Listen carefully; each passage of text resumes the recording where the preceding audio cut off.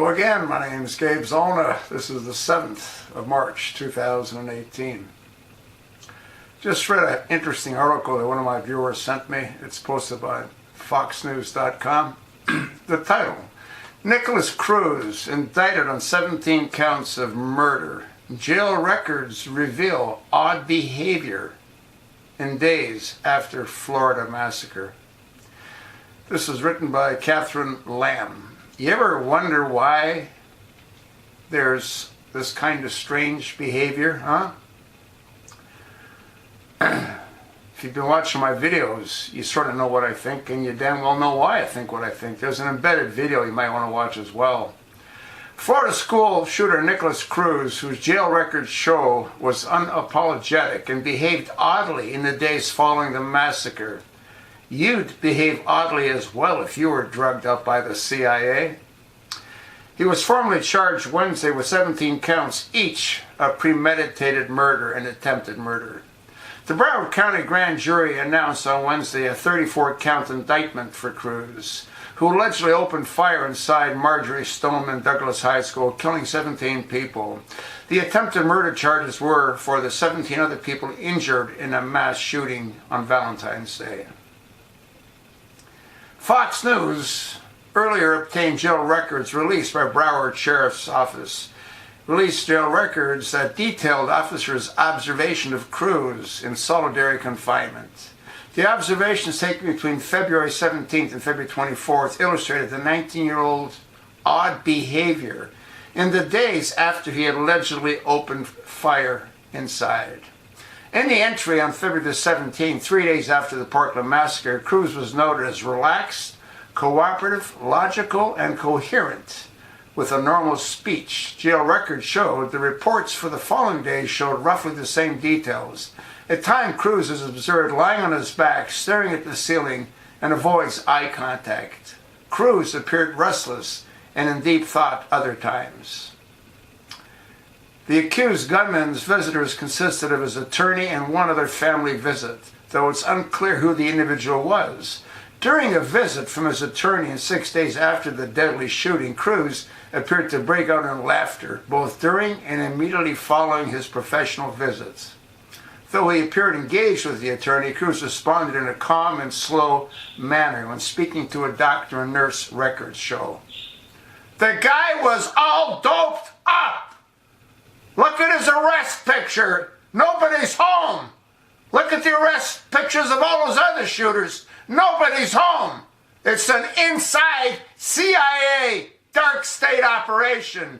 We got a witness. Stacy LaPelle said a cop did the shooting. On February the 24th, the last entry of the records, Cruz requested a Bible. He doesn't sleep at night, according to the records, and instead twists and turns in bunk. Sure, the medication they gave him! He stares at the wall in deep thought, eyes closed, appears to be resting, not asleep. The 19-year-old isn't allowed to interact with inmates for his safety. Look at the picture of his eyes! There's nobody home! The records came weeks after details of Cruz's troubled past was released. Yeah, they forged all that shit!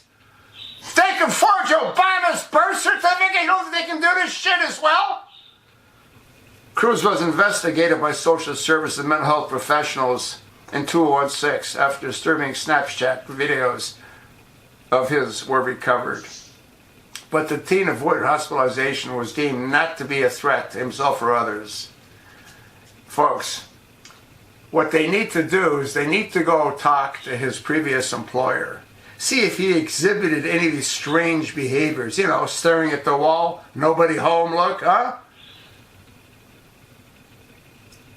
Broward County grand jury announced the 17 counts of premeditated murder charges were for the deaths of Luke Hollier, Martin Dunique and Quia, Gina Matalava, Alexander Schetzner, Ilya Petty, Alicia L. Deff, Nicholas Duarte, Helena Ramson, Christopher Hickson, Carmen Schentrup, Aaron Feist, Scott Beagle, Meadow Pollock, Carla Loran, Joaquin Oliver Pardue, Jamie Guttenberg, and Peter Wayne. If I pronounced any of those names incorrectly, I apologize. I'll attach the link. You take a look at it. Take a look at this kid's eyes. Nobody is home. That was taken, I believe, right after he was arrested. He didn't do it, folks. The kid was drugged up by our government. This is another one of those false flags, no different than Sandy Hook, no different than the Boston Marathon. It's all the same garbage. They want to take away our guns and they're not going to stop. This kid had nothing to do with it. He's walking down the hall with another girl, a student, and she says, I thought you did it. What are you doing here? And he goes, huh? And there's gunshots being fired. How come not a single news outlet, not a single one had the school teacher? How come not one had a lapel on to tell her story the way she told it to ABC, Good Morning America? How come?